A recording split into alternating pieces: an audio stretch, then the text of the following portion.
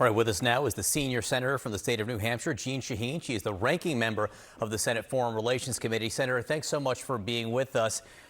Now, we've heard that President Trump is frustrated with the Israeli Prime Minister Benjamin Netanyahu. How important is it to get him to agree to a deal today? And how much faith do you have that this deal could stick?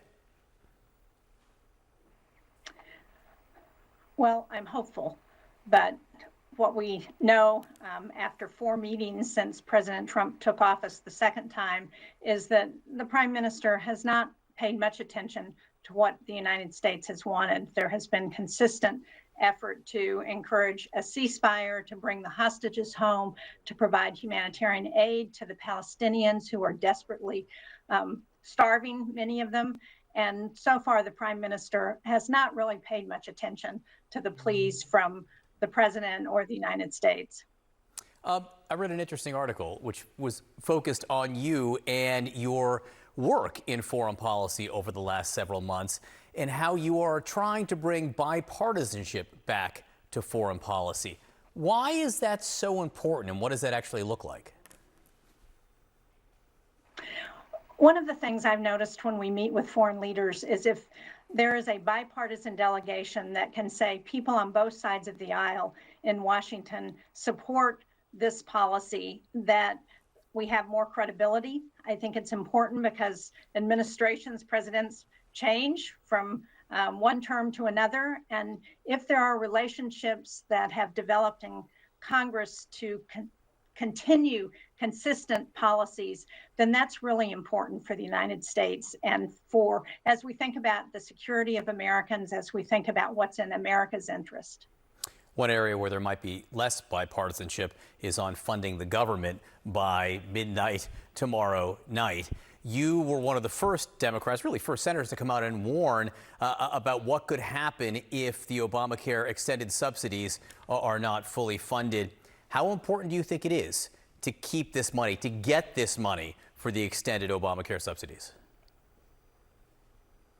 I think it's critical. We know that there are about 24 million people who are going to see their costs go up if we don't extend the premium tax credits. We know that about 4 million people are going to lose their health insurance because of those increased costs. In New Hampshire, we've got thousands of people who are going to be affected, and that on top of the other changes to Medicaid and the Affordable Care Act that were in the bill passed this summer means that it's going to be much harder for people to access health insurance at a cost they can afford.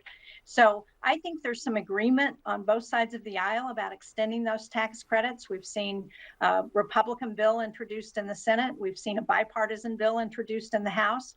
So we ought to be able to do this. We ought to be able to keep the government open and ensure that people can stay on their health insurance.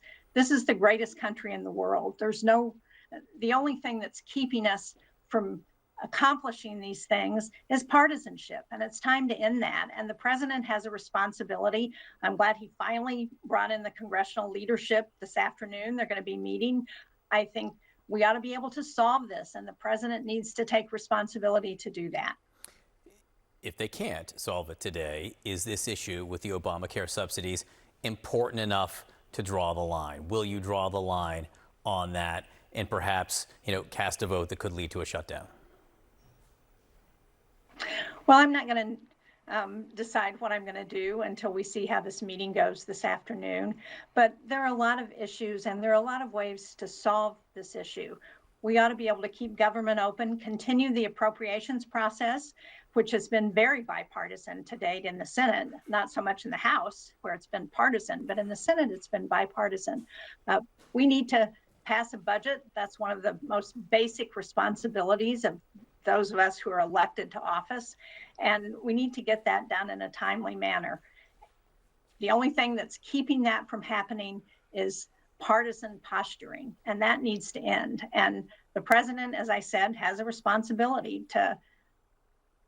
The Republicans control all 3 branches of government, so they have a responsibility to work with Democrats to get this done. Well, they will meet this afternoon. We'll see if that gets them any closer. They don't have much time left. Senator Shaheen from New Hampshire, thanks for being with us this morning. Appreciate it.